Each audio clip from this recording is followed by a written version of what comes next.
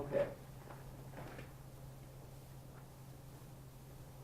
So this is when the three germ layers have all developed, and they're going to start forming the organs in the system. So it's a very generic thing. We call it as organogenesis. All right, organ formation. For my class, you're going to only be responsible for the formation of the nervous system, which should be reviewed from A&P1, and the gut, meaning like the intestines and stuff, which I won't go into so much detail as what the book would go into. The only other thing that you should also know about is fetal circulation, which is in this chapter of the book, but we've already killed that when we did the blood vessels. All right, so it's important for you to know that I won't ask you questions about it on this next exam, but it will be asked on the final exam. Does that make sense?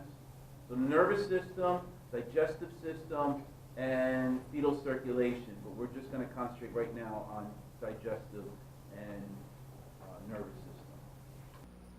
All right, so let's talk about neurulation. Basically the formation of the nervous system. Kind of a fascinating thing. This is one of the first things that the embryo develops, okay? And what happens here is that when we get into it, towards the end of A&P2, we're going to learn about the development of the embryo. There's three what we call germ layers that your body, or that the zygote makes, or the embryo makes. They're called ectoderm, endoderm, and mesoderm. And these three things are undifferentiated cells that are stem cells, and they can make whatever they want. The only thing is, it's like ectoderm is just going to make, let's say, skin and nervous system. The endoderm is going to make the digestive system, the respiratory tract, and the lining of cavities. The mesoderm will do blood, vessels, and a few other things too, muscles.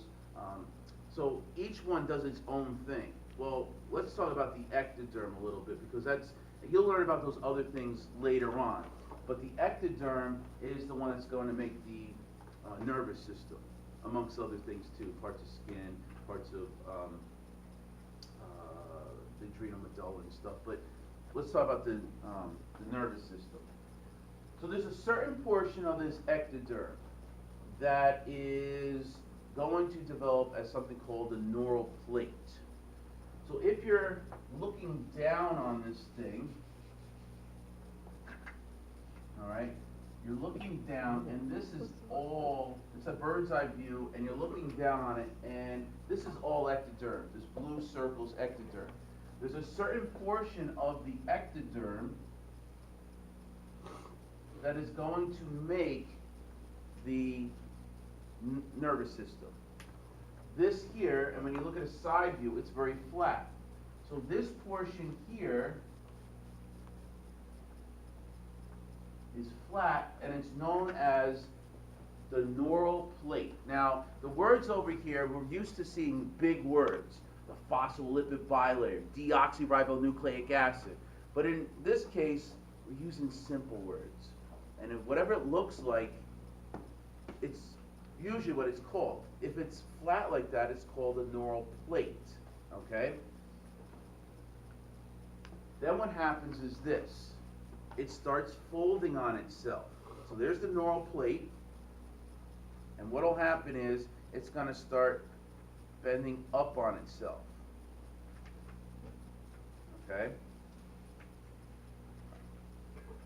When it does, you're going to have this groove here. What do you think that's called? Neural groove. Okay, simple as that. You also have these two folds on either side of the groove. Do you know what those are called? Did you take this course before? Okay, you have the neural folds over here. And what will happen is, let me show you the view here.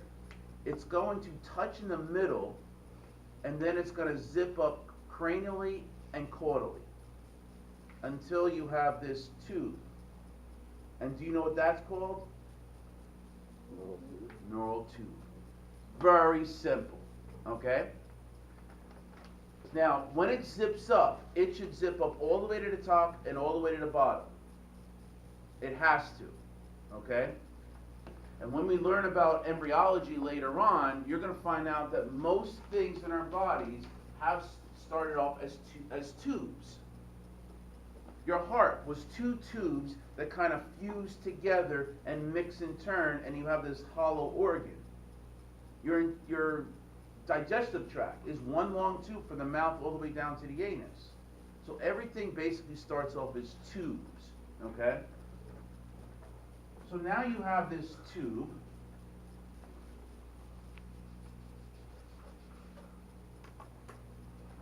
and so you're looking at the tube, it touches in the middle and then zips up cranially and zips up caudally. There's the neural plate, you see the folds up here, and there's the neural groove, okay? It'll touch on top, and then you have the neural tube. You'll also see these two areas that are pinching off. These are called the neural crest cells that make a bunch of different things. We'll talk about those briefly.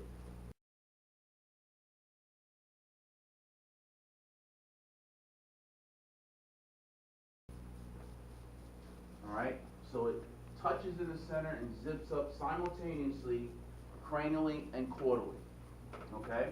And it should close at both ends. This is still not closed all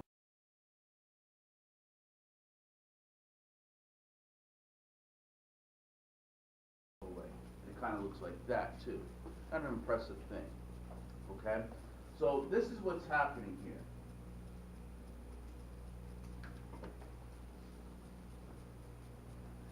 You have this tube,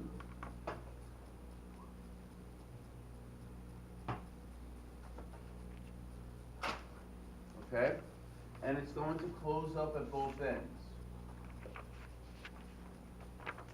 Now mitosis takes over.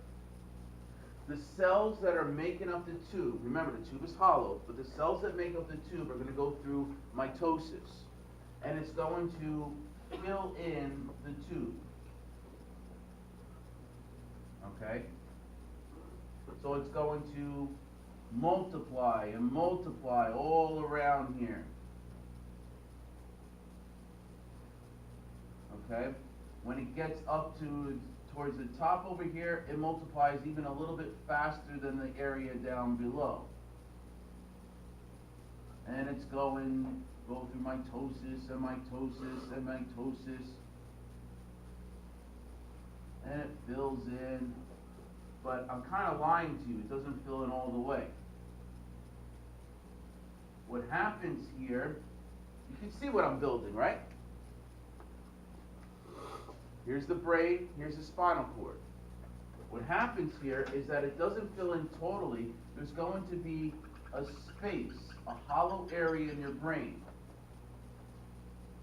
Yes, our brains are hollow. Some people's a little bit more hollow than others, okay? But our brains are hollow. These hollow areas are called ventricles. But it also connects to a hollow canal down the spinal cord. What is that area called? The central canal in the spinal cord. And this will fill up with cerebral spinal fluid.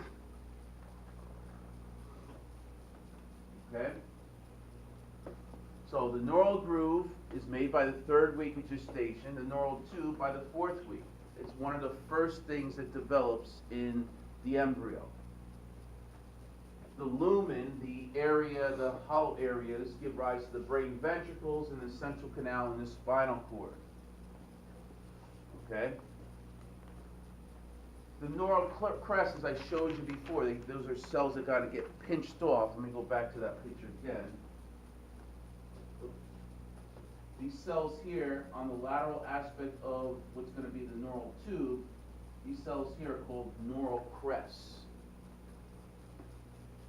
Okay? And they give rise to the sensory nerves, sympathetic nerves, that sympathetic chain ganglion, that thing there, and Schwann cells.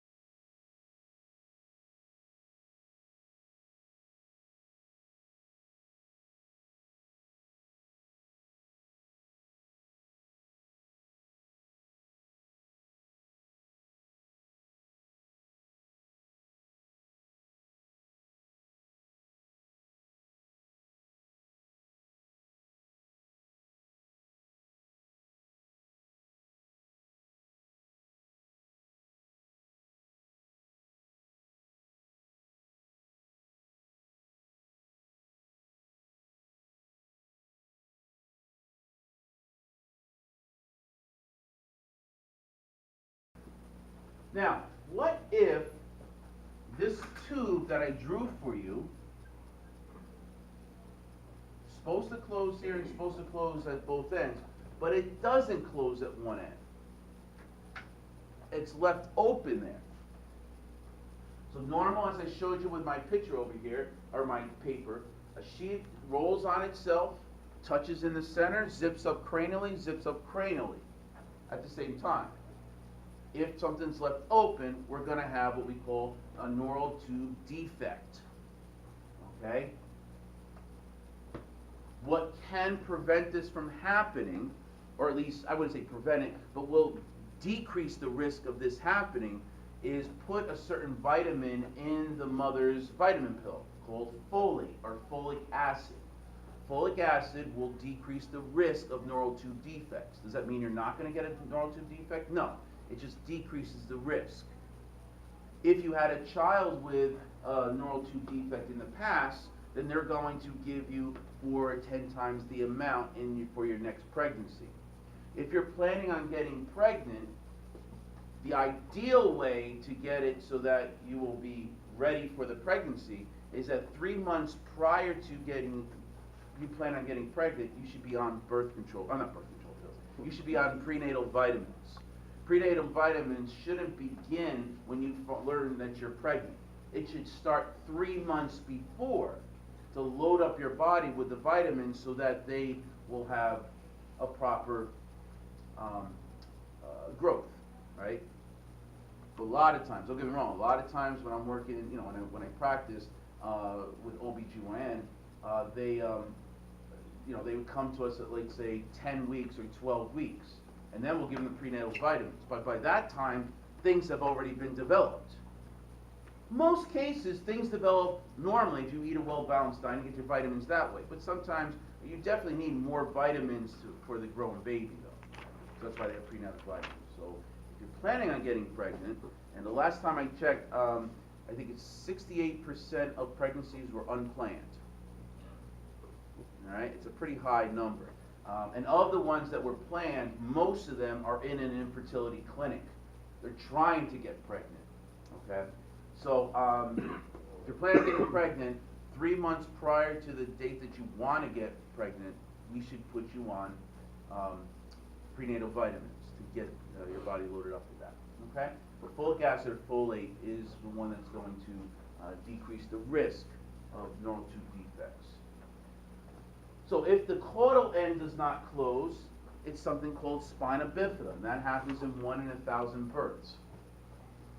If the upper end, the cranial end, doesn't develop, then we call that anecephaly. Cephaly means brain, ana means without. So this literally means without a brain. It doesn't fold properly and doesn't create the tube. So I'm going to show you some gruesome pictures. They're not there to gross you out. They're there to show you examples of what can occur, because this is real life stuff, okay?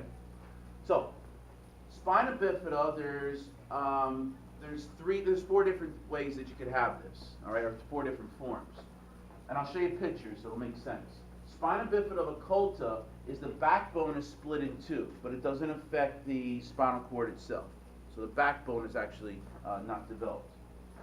A meningocele, around the spinal cord, there's coverings, which we're going to talk about. They're called meninges. If we have the split here, and we're going to have part of the meninges, part of the covering, bulging out there, we call this a meningocele.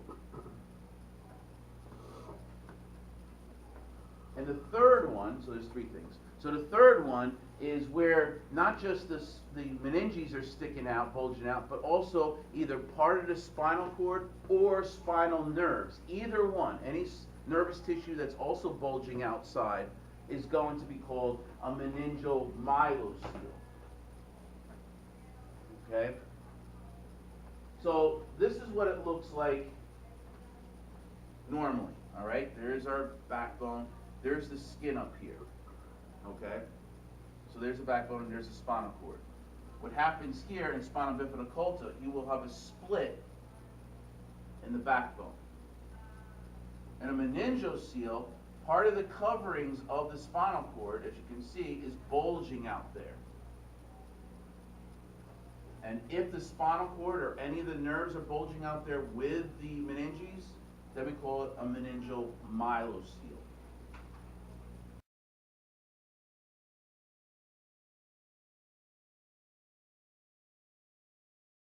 So another picture showing basically the same thing. You have the split only of the vertebra, spina bifida occulta. And usually, not all the time, but usually you'll also have something called a tuft, T-U-F-T, a tuft of hair that usually happens over here. I don't know exactly the reasoning why, but I can tell you this. Ectoderm, which makes the nervous system, also makes the outer layer of the skin, the epidermis. So it's going to deal with some parts of the skin too. So you're going to have part of this occurring, part of the spinal cord getting involved, and part of the skin. So it has something to do with the ectoderm. My guess. I don't know exactly, but you'll see, and I'll show you pictures of what I mean by a tuft of hair.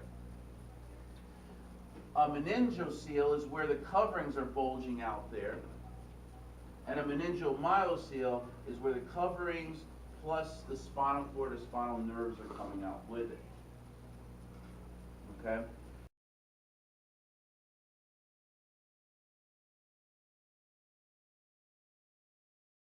This is a side view. Again, vertebra, and you can see where there's no vertebra here, it's open. That's the spina bifida occulta.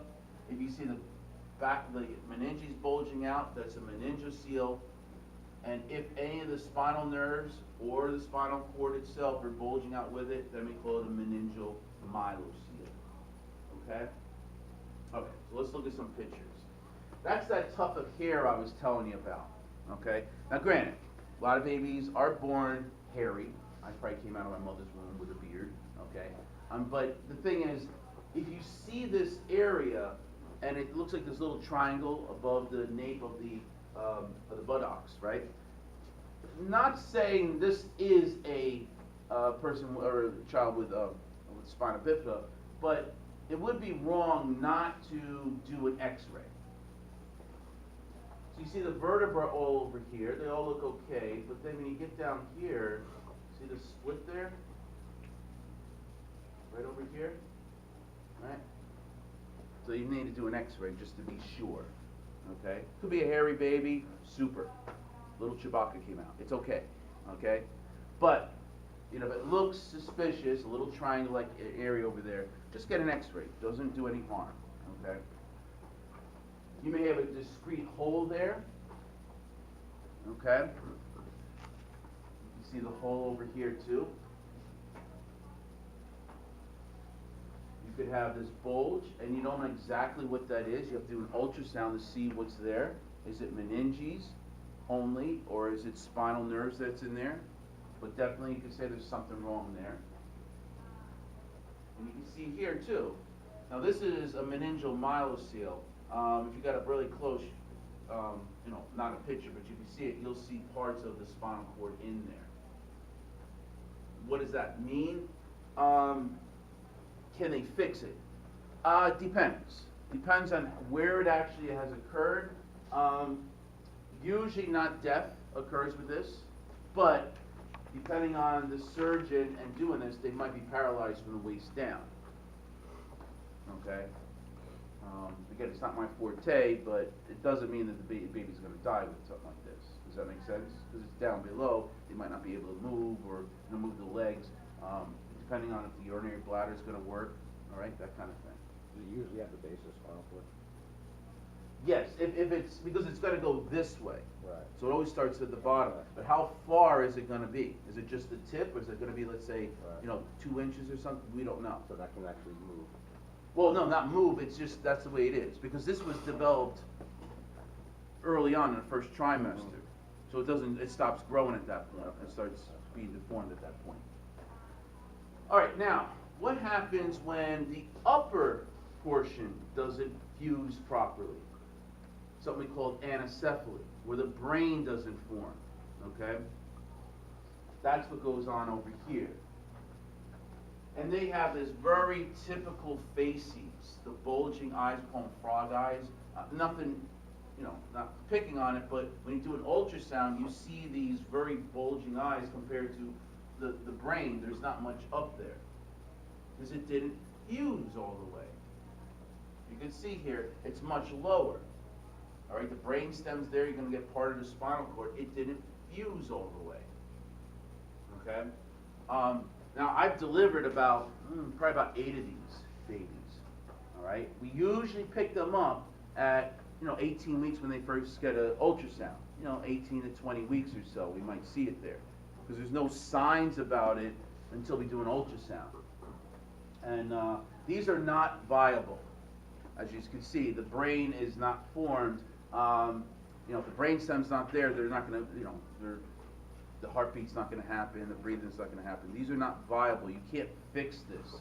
And if the cerebrum's not formed, it's definitely not going to have, it won't be able to think, it won't be able to do much of anything. Because you have these ascending fibers going through your spinal cord and they're going nowhere. Because the brain has not formed. So these usually die. What's that? They're stillborn. They're usually, depends on how big. If it's, like if I showed you here, if it's just up here, they might be living for a few hours. But the brainstem, if it's never formed, then no. So about half of these babies I delivered, we caught them at 18 weeks. But the other half, the other 4, they came to us for late care. They came to us when she was 34 weeks pregnant. At that late stage, we can't do much. At that point, at 18 weeks, it's up to the mom, but we would do, an elective termination, abortion kind of thing, all right? If the heart rate beat is occurring, yeah, that's what we do. But you're right, sometimes the baby's not moving because it's not breathing, the heartbeat's not there, and then we just deliver the baby that way. But at 34 weeks, I've had a mom come to me, 34 weeks, first visit, and the reason why she came to me was because she doesn't feel the baby move for the past 3 days. 3 days is pretty long. We did an ultrasound, and I didn't see any fetal heart activity. And I saw the bulging eyes, so I knew what was going on with this. Trying to explain that to her was a very trying time. She just didn't want to go in, and I don't even think she lived in the country, so she was afraid that she was going to get deported if she went to the hospital and stuff. So now, that whole thing. So it gets pretty tough.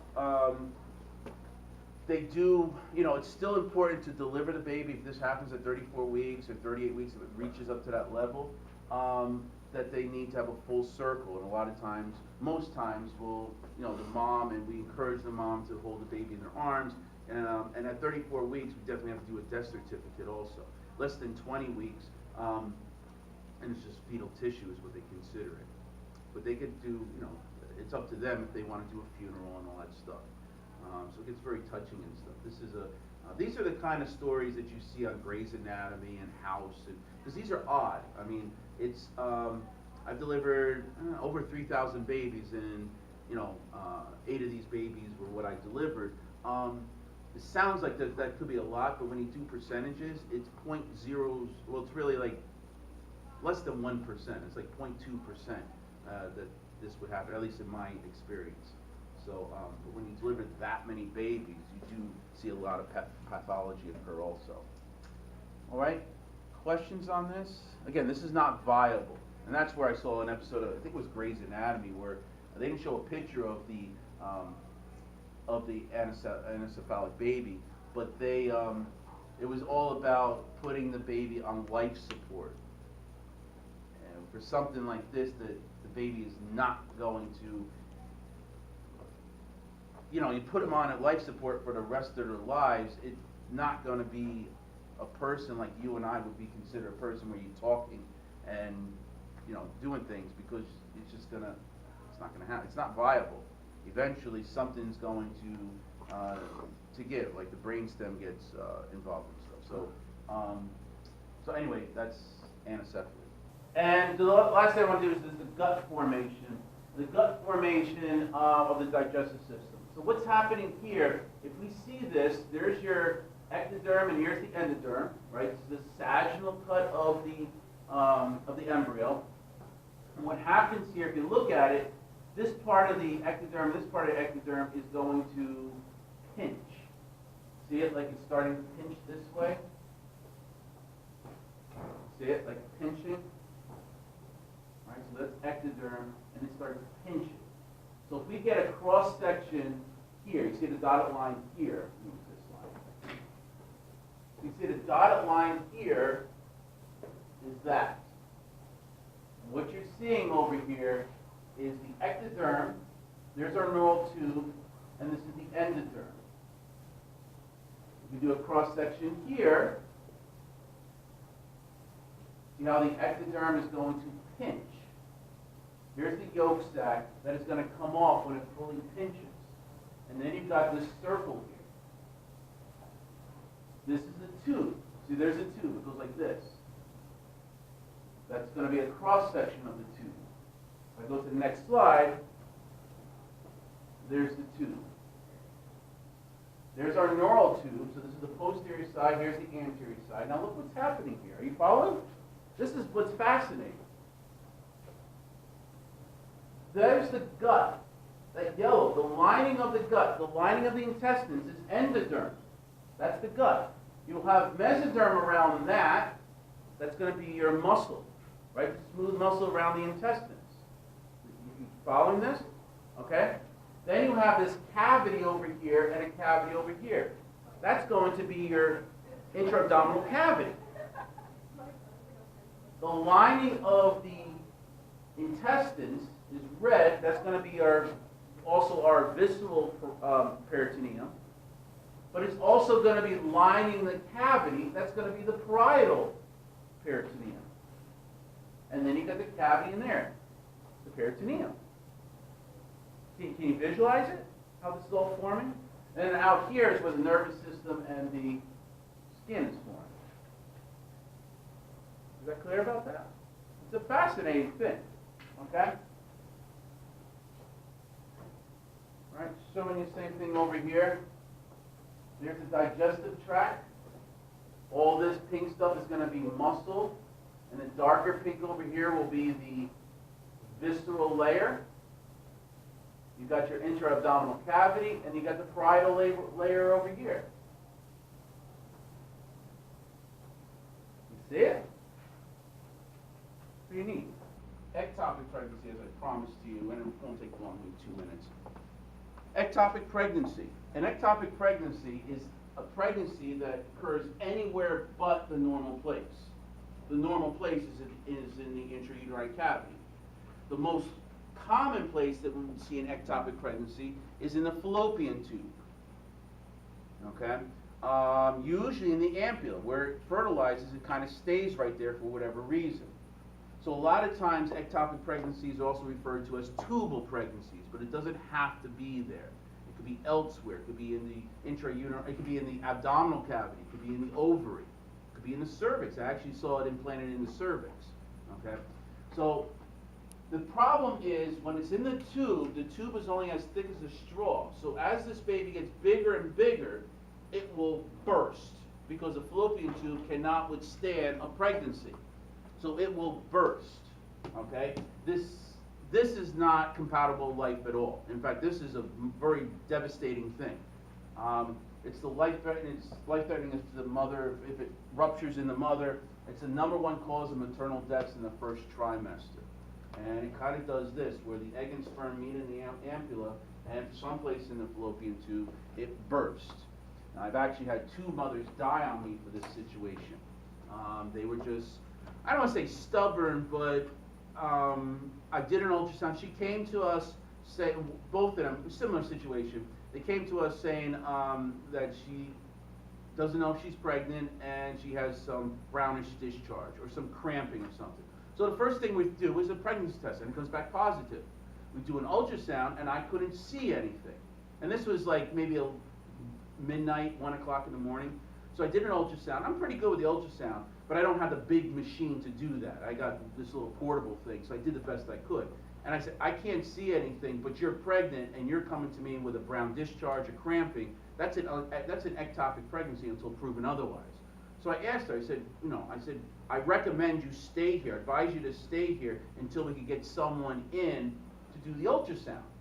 Someone with the big machines and stuff. They won't come in until like 7 o'clock, unless it's an emergency. She was not a devastating area, if we just observe her until 7 o'clock, that's fine. But it's not like she was hemorrhaging. If she's hemorrhaging, I'm just taking her to the OR. I don't need to do an ultrasound. Does that make sense? I just don't know what's happening here. So, and it's pretty common that you can't see something at, let's say, 1 o'clock in the morning. But she decided she wanted to go home. She signed against medical advice. She signed her papers away. Had a couple nurses there, a medical student, we all co-signed. She went home and she was found dead in bed. So I did everything I can. You see what I mean? So in another situation, which was similar, did the whole thing there too. So it doesn't look good, but you can't force someone to stay there. I did my best. I explained to her, if it bursts, you can die. I mean, how much more can I tell her? What, are you going to die, leave your kids all alone? I'm not going to, you know what I'm saying? I mean, I did the best I could, but I want to go home. And it's more common than what you think. That's why I listen to the doctor, do this thing. She wanted to go home. I can't do anything. I feel bad, but I didn't do anything wrong. Personal story. This was me 13 weeks back in 2000. 13 weeks. Usually it's about 6, 7 weeks. Okay. That close to die because it ruptured at work. I had gone to the doctor, unintended pregnancy, but positive test, nothing in the uterus. They didn't say this is ectopic. They said passage of tissue indicates a miscarriage. So they were tracking the HCG levels. You could do that. Didn't drop. Somewhere somebody dropped the ball. Nobody advised that I go in for any further testing. So I was at work one morning working the night shift as a CNA, and at 6:30 it blew. And it was, you've all seen that alien movie where the fist comes out? Yeah, and all pops out of the viscera. That's how it feels. That's how it feels. Yeah. And then it was instant. I just passed out right in the middle of care. It's just passed out. Yeah. It's terrible. 2 gallons of blood in something like this. Yes. Pretty bad, yeah. Very nearly died. Yeah, Very nearly it's died. not something we take, we always prove it as ectopic pregnancy, or we try to say it's an ectopic pregnancy until proven otherwise. So any woman who's in a childbearing age, basically 13 to 50, okay, we will do if you come to us with some kind of brownish discharge, some kind of a discharge coming out of the vagina that's very scanty, something that's just not normal, okay, and there's a possibility you could be pregnant, unless you have the immaculate conception, okay?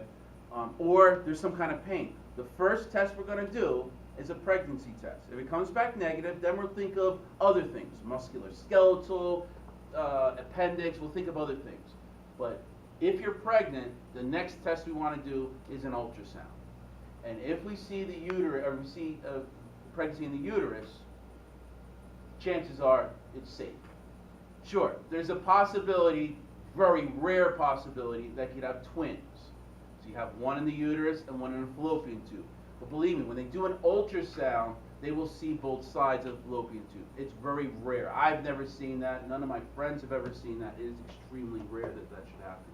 So if we see a pregnancy in the uterus, you're fairly safe. Now we got to think of other reasons why. Is it the cervix open and you're having an inevitable abortion or miscarriage? Like it's going to happen, or sometimes it's just, you do have a brownish discharge with the pregnancy. So we'll just reassure them. We can't do anything about it. It's only 13 weeks. We're not going to, it's hard to save something like that. It's not viable at that. Chances are you shouldn't save it anyway. No. Things didn't go as right, exactly. Mother Nature's saying this is not a good pregnancy. So, but it's different if it's, let's say, 24 weeks, 26 weeks, and you're in a different situation. But, yeah, we don't take these lightly.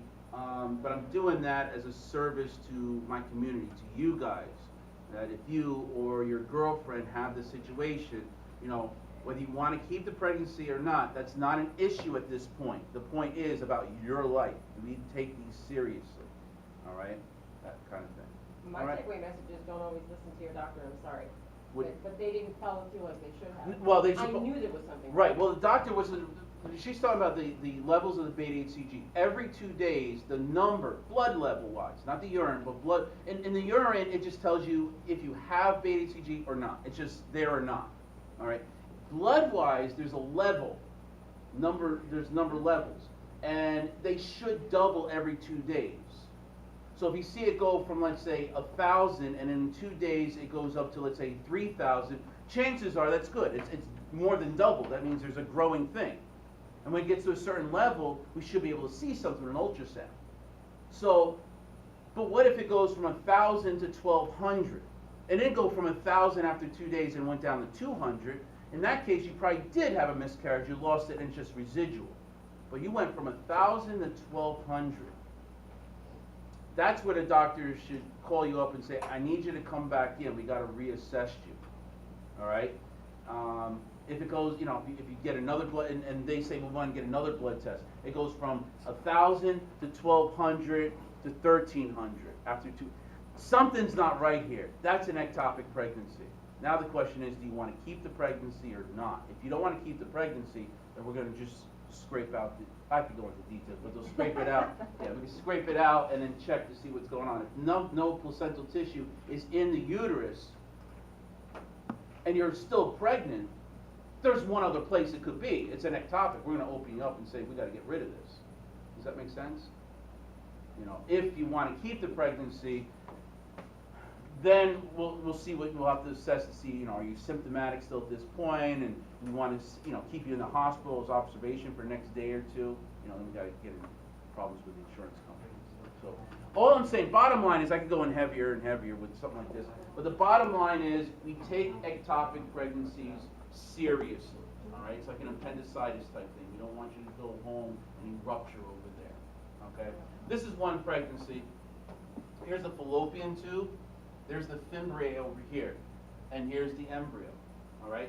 Now, mostly what we do is, if we have to remove the pregnancy out of the tube, we just make an incision in the fallopian tube, and we use a suction, and we just remove everything and leave it there. It should close by itself, and it's fine. Okay.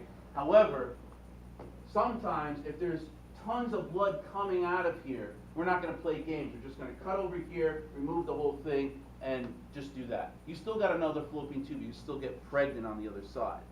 All right. But here's the risk factors. If you had one ectopic pregnancy, you have a 15% chance of having another one. If you've had 2 in your lifetime, you have a 25% of getting another ectopic pregnancy. And if you've had 3 in the past, you have a 50% chance. So yes, there is a correlation with ectopic pregnancies in the past with future ones. Okay? Questions about ectopics?